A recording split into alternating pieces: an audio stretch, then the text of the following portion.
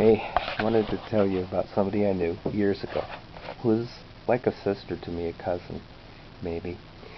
No romantic feelings. She was a nice girl. She didn't have a lot of friends, but I was her friend. I was an anomaly because she basically didn't have too many male friends, believe me. She was very...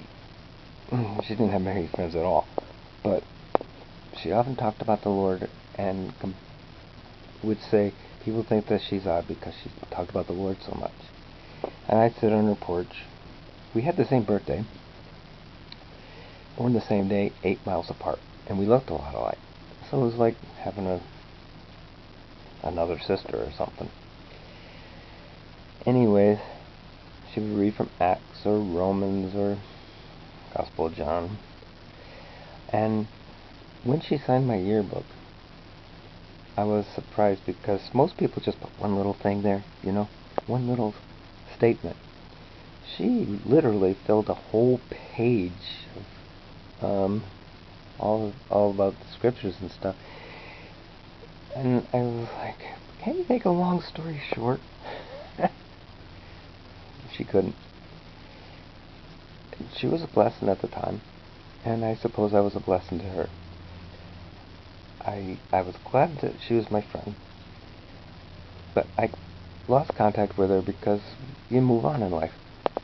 And I've had other friends like that. They were so on fire for the Lord, and then I get in contact with them, and something's changed. So I contacted her, and she was the most dramatic of the changes. She said, "What do you mean I love the Lord? What, you talking about God? The God of the Bible?" I said, "Yeah. I was never like that," she said. I said, "Really?" "Never." Now, if we had YouTube back then, or the internet, she'd have a channel. She'd be reading the scriptures. She would be telling about her dreams that the Lord gave her. It would be like that. And there's a lot of channels like that. And she said, "No, I'm a holistic teacher. We practice this new age." I was like, man. Well, the Lord has given me a father's heart, even from a long time ago.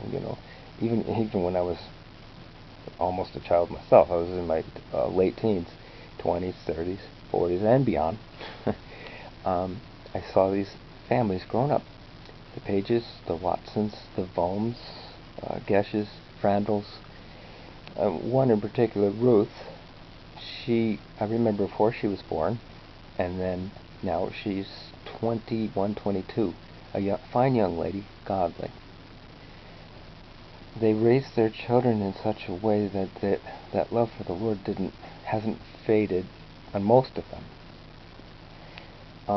And that's very inspiring. It's very good to see. The boys, the girls, and that is quite a blessing. Now, it was a long story short. The Lord did bless me with children when I lost mine, and I'm grateful for that. And I'm grateful to see that they still love the Lord, and it's sincere, and it changes their life, not just going through the motions. I've been blessed that as I've grown, I can make friends easily, and that I can be alone. Some people can't be alone. They don't like the sound of their own thoughts. They don't like the sound of being around themselves. That's not a problem. I'm blessed. I enjoy the Lord's company. I love His creation, and when it's right, I like being around people, and I like being with them a lot, with the right people. So I do believe that when we get to heaven, that the friendships that we may have lost, and recently we lost somebody who loved the Lord, but it just wasn't going to work. And I'm finding more and more Christians are turning against Israel, more and more Christians are turning against things I believe in and hold very dear. They're turning against it without seeming to really understand it. They believe in every conspiracy. They see a conspiracy behind everything. Right. Maybe it's true. Maybe it's right. I'm not arguing that. What I am saying is focus on the Lord. I love Isaiah. I love the Gospels. Let that be your life. Put your attention on that. On what is good, noble, true, right, beautiful, what is strong. The day is going to come, though. I did have a dream. I won't talk about many of my dreams, but I did have a dream. The Lord said that in the dream, He was telling me that forgiveness is the main thing. It's a commodity. I was with people I didn't really like on earth and people who didn't like me. But we were together and we were enjoying each other's company. And also the Lord showed me that I was waiting for Him to be upset with me, because in my heart I was upset with the fact about things that had happened in my life, and yet He said only this.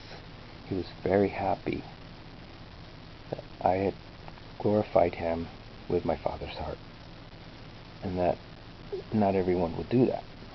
I didn't understand that completely, but what I do understand is, and what I enjoyed, was my Lord delighted in me. And He was not looking at my sins. He's not looking at my problems or my hurts or the flaws in my life. He was focusing on what He saw that was good in my life. And I believe He does that for you too. And we need to remember that. Hold on to Him. Hold on to what is good and true and noble. We're going to be going home, and it'll be a good day. My little dog is having a dream right now. You want to see the dogs?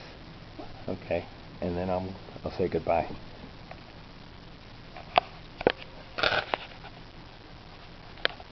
He's having a dream. And that's resting. Well, God bless. Hold on to what is true. I believe in better things for you. That even if the Lord tarries for another 20 or 30 years, that you'll still be strong, and you'll still love Him, and He'll carry you through anything you go through, as He has for me. On this day, 31 years ago, I met Denise, and 50 years ago, my dad made me a treasure chest, April 20th. It's funny how you think back on your life. He's always held me through all the fires. God bless.